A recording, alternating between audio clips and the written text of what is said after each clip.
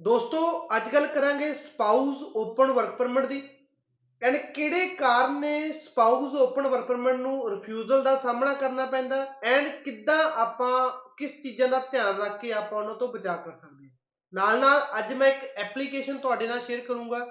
ਇਹਨਾਂ ਦਾ ਵੀਜ਼ਾ ਜਿਹੜਾ ਇੱਕ ਰਿਫਿਊਜ਼ਲ ਤੋਂ ਬਾਅਦ ਇਹਨਾਂ ਨੂੰ ਪ੍ਰਾਪਤ ਹੋਇਆ, ਸੋ ਉਹਦੀ ਵੀ ਡਿਟੇਲ ਤੁਹਾਡੇ ਨਾਲ ਦੱਸਾਂਗੇ। ਨਾਲ ਨਾਲ ਰਿਫਿਊਜ਼ਲ ਦਾ ਰੀਜ਼ਨ ਐਂਡ ਦੁਬਾਰਾ ਵੀਜ਼ਾ ਆਉਣ ਦਾ ਕਾਰਨ ਵੀ ਦੱਸਾਂਗੇ। ਐਪਲੀਕੇਸ਼ਨ ਜਿਹੜੀ ਕਰਮਪ੍ਰੀਤ ਸਿੰਘ ਢਾਲੀਵਾਲ ਦੀ ਹੈ। ਕਰਮਪ੍ਰੀਤ ਸਿੰਘ ਢਾਲੀਵਾਲ ਜੋ ਕਿ ਜੋਲ ਹਾਊਸ ਬੀਪੀਓ ਬੀਰ ਰੌਕੇ ਤਹਿਸੀਲ ਨਿਹਾਲ ਸਿੰਘ ਵਾਲਾ ਮੋਗਾ ਦੇ ਰਹਿਣ ਵਾਲੇ। ਸਭ ਤੋਂ ਪਹਿਲਾਂ ਕਰਮਪ੍ਰੀਤ ਦੀ ਓਰੀਜਨਲ ਪਾਸਪੋਰਟ ਰਿਕੁਐਸਟ ਤੁਸੀਂ ਦੇਖ ਸਕਦੇ ਹੋ। ਕਿਤੇ ਨਾ ਕਿਤੇ ਇਸ ਡਾਕੂਮੈਂਟ ਦੀ ਵੇਟ ਹਰ ਇੱਕ ਐਪਲੀਕੈਂਟ ਨੂੰ ਰਹਿੰਦੀ ਹੈ ਜੋ ਕੈਨੇਡਾ ਦਾ ਕਿਸੇ ਵੀ ਕੈਟਾਗਰੀ ਦੇ ਵਿੱਚ ਵੀਜ਼ਾ ਅਪਲਾਈ ਕਰਦੇ ਹੈ। ਸੋ ਐਪਲੀਕੇਸ਼ਨ ਦੀ ਡਿਟੇਲ ਅਗਰ ਆਪਾਂ ਗੱਲ ਕਰੀਏ ਤਾਂ ਕਰਮਪ੍ਰੀਤ ਦੀ ਜਿਹੜੀ ਐਪਲੀਕੇਸ਼ਨ ਆ ਉਹ 27 ਅਕਤੂਬਰ 2022 ਨੂੰ ਸਬਮਿਟ ਹੁੰਦੀ ਹੈ। ਕਿਉਂਕਿ ਪ੍ਰੀਵੀਅਸ ਇਹਨਾਂ ਦੀ ਜਿਹੜੀ ਅਗਰ ਕਹਿ ਦਈਏ ਆਪਣੀ ਰਿਫਿਊਜ਼ਲ ਸੀਗੀ, ਬਾਇਓਮੈਟ੍ਰਿਕਸ ਇਹਨਾਂ ਦੇ ਪਹਿਲਾਂ ਹੋਏ ਸਨ। ਉਸ ਤੋਂ ਬਾਅਦ ਇਹਨਾਂ ਦਾ ਮੈਡੀਕਲ 30 ਦਸੰਬਰ ਨੂੰ ਪਾਸ ਹੁੰਦਾ। ਸੋ ਅਕਤੂਬਰ ਤੋਂ ਨਵੰਬਰ, ਨਵੰਬਰ ਤੋਂ ਦਸੰਬਰ 2 ਮਹੀਨਿਆਂ ਬਾਅਦ ਇਹਨਾਂ ਦਾ ਮੈਡੀਕਲ ਪਾਸ ਹੁੰਦਾ ਜੀ। ਉਸ ਤੋਂ ਬਾਅਦ 7 ਜਨਵਰੀ ਨੂੰ ਇਹਨਾਂ ਨੂੰ ਓਰੀਜਨਲ ਪਾਸਪੋਰਟ ਰਿਕੁਐਸਟ ਆਉਂਦੀ ਹੈ।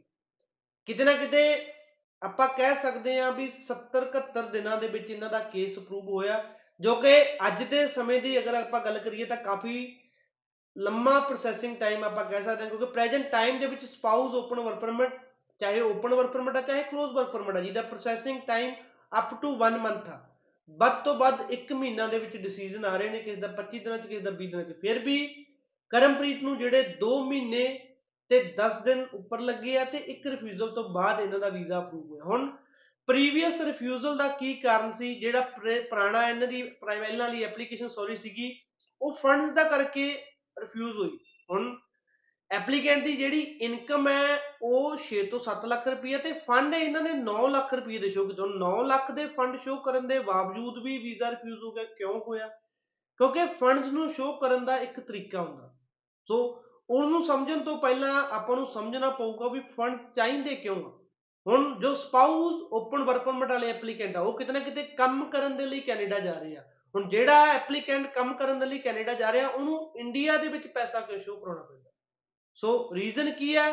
ਰੀਜ਼ਨ ਹੈ ਵੀ ਤੁਹਾਡੇ ਜਿਹੜੇ ਫੰਡਸ ਹੈ ਜਾਂ ਤੁਹਾਡੀ ਅਕਾਊਂਟ ਸਟੇਟਮੈਂਟ ਹੈ ਤੁਹਾਡੀ ਹੋਮ ਕੰਟਰੀ ਨਾਲ ਤੁਹਾਡੇ ਟਾਈਜ਼ ਸਟਰੋਂਗ ਦਿਖਾਉਂਦੀ ਹੈ।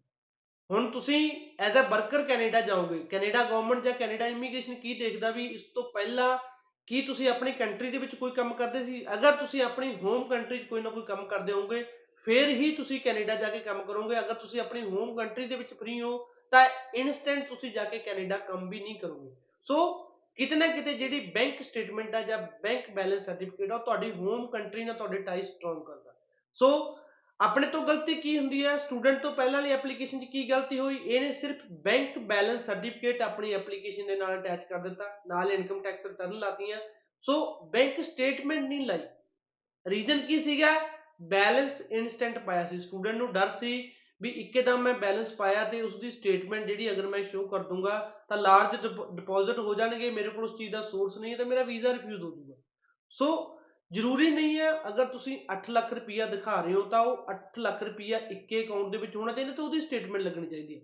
ਤੁਹਾਡੇ ਜਿਸ ਅਕਾਊਂਟ ਦੀ ਤੁਸੀਂ ਸਟੇਟਮੈਂਟ ਲਾ ਰਹੇ ਹੋ ਚਾਹੇ ਉਸ ਦੇ ਵਿੱਚ 1 ਲੱਖ ਰੁਪਈਆ 1.5 ਲੱਖ ਰੁਪਈਆ ਹੋਵੇ, ਤੁਸੀਂ ਉਸਦੀ ਬੈਂਕ ਸਟੇਟਮੈਂਟ ਲਾਓ। ਦੂਸਰਾ ਤੁਸੀਂ ਬੈਲੈਂਸ ਸਰਟੀਫਿਕੇਟ ਲਾ ਸਕਦੇ ਹੋ। ਮਿਨੀਮਮ ਇੱਕ ਅਕਾਊਂਟ ਦੀ ਬੈਂਕ ਸਟੇਟਮੈਂਟ ਆਪਾਂ ਨੂੰ ਚਾਹੀਦੀ ਹੈ ਐਂਡ ਉਸ ਅਕਾਊਂਟ ਦੇ ਵਿੱਚ ਚਾਹੇ 1 ਲੱਖ ਜਾਂ 1.5 ਲੱਖ ਜਾਂ 2 ਲੱਖ ਵੀ ਹੋਵੇ ਫਿਰ ਵੀ ਕੋਈ ਪ੍ਰੋਬਲਮ ਨਹੀਂ ਹੈ। 2 ਲੱਖ ਦੀ ਤੁਸੀਂ ਬੈਂਕ ਸਟੇਟਮੈਂਟ ਲਾਉਂਦੇ, ਬਾਕੀ 6 ਲੱਖ ਰੁਪਏ ਦਾ ਬੈਲੈਂਸ ਸਰਟੀਫਿਕੇਟ ਲਾਉਂਦੇ ਤਾਂ ਵੀ ਜਿਹੜੀ ਕਰਮਪ੍ਰੀਤ ਦੀ ਐਪਲੀਕੇਸ਼ਨ ਅਪਰੂਵ ਹੋ ਜਾਂਦੀ। ਦੁਬਾਰਾ ਅਸੀਂ ਐਪਲੀਕੇਸ਼ਨ 'ਚ ਕੀ ਕੀਤਾ? ਇਹੀ ਕੀਤਾ। ਸੋ ਹਮੇਸ਼ਾ ਧਿਆਨ ਰੱਖਣਾ, ਸਪਾਊਸ ਓਪਨ ਵਰਕ ਪਰਮਿਟ ਦਾ ਕੇਸ ਅਪਲਾਈ ਕਰ ਰਹੇ ਹੋ, ਬੈਂਕ ਸਟੇਟਮੈਂਟ ਦਾ ਬਹੁਤ ਵੱਡਾ ਰੋਲ ਰਹਿੰਦਾ। ਮਿਨੀਮਮ ਇੱਕ ਅਕਾਊਂਟ ਦੀ ਸਟੇਟਮੈਂਟ ਹੋਣੀ ਚਾਹੀਦੀ ਹੈ, ਚਾਹੇ ਉਸ ਅਕਾਊਂਟ ਦੇ ਵਿੱਚ ਬੈਲੈਂਸ ਘੱਟ ਵੀ ਹੋਊਗਾ ਕੋਈ ਪ੍ਰੋਬਲਮ ਨਹੀਂ ਹੈ। ਸੋ ਬੈਂਕ ਸਟੇਟਮੈਂਟ ਹੈ ਤੁਹਾਡੇ ਕੰਟਰੀ ਦੇ ਨਾਲ, ਤੁਹਾਡੀ ਹੋਮ ਕੰਟਰੀ ਨਾਲ ਤੁਹਾਡੇ ਟਾਈਜ਼ ਸਟਰੋਂਗ ਕਰਦੀ ਹੈ। ਸੋ ਸਬ ਸੈਕਸ਼ਨ 200 ਦੇ ਵਿੱਚ ਜਿੰਨੀ ਵੀ ਰਿਫਿਊਜ਼ਲ ਆਉਂਦੀ ਹੈ ਸਿਰਫ ਫੰਡਸ ਦਾ ਕਰਕੇ ਆਉਂਦੀ ਹੈ। ਸੋ ਕਦੇ ਵੀ ਇੱਕ ਦੂਜੀ ਧਿਆਨ ਰੱਖਣਾ, ਕਦੇ ਜ਼ਿਆਦਾ ਪੈਸਾ ਸ਼ੋਅ ਕਰਨ ਨਾਲ ਤੁਹਾਡਾ ਵੀਜ਼ਾ ਨਹੀਂ ਆਊਗਾ। ਜਿੰਨੀ ਕੁ ਤੁਹਾਡੀ ਇਨਕਮ ਹੈ ਉਹਦੇ ਅਕੋਰਡਿੰਗ ਹੀ ਤੁਹਾਡੇ ਕੋਲ ਫੰਡਸ ਹੋਣੇ ਚਾਹੀਦੇ ਆ। ਜ਼ਿਆਦਾ ਘੱਟ ਹੋਣਗੇ ਉਹ ਵੀ ਸ਼ੱਕ ਦੇ ਘੇਰੇ 'ਚ ਆਊ, ਇਨਕਮ ਤੋਂ ਦੁੱਗਣਾ ਰੁਪਈਆ ਹੋਊਗਾ ਉਹ ਵੀ ਸ਼ੱਕ ਦੇ ਘੇਰੇ ਦੇ ਵਿੱਚ ਆਉਂਦਾ। ਆਫਿਸਰ ਪੁੱਛ ਸਕਦਾ ਵੀ ਆਪਦੀ ਇਨਕਮ ਦੇ ਨਾਲੋਂ ਦੁੱਗਣਾ ਰੁਪਈਆ ਤੁਹਾਡੇ ਕੋਲ ਕਿੱਥੋਂ ਆਇਆ। ਸੋ ਜ਼ਿਆਦਾ ਪੈਸਾ ਵੱਧ ਦਿਖਾਉਣ ਦੇ ਚੱਕਰ ਦੇ ਵਿੱਚ ਕਦੇ ਆਪਣੀ ਐਪਲੀਕੇਸ਼ਨ ਨੂੰ ਖਰਾਬ ਨਾ ਕਰੋ।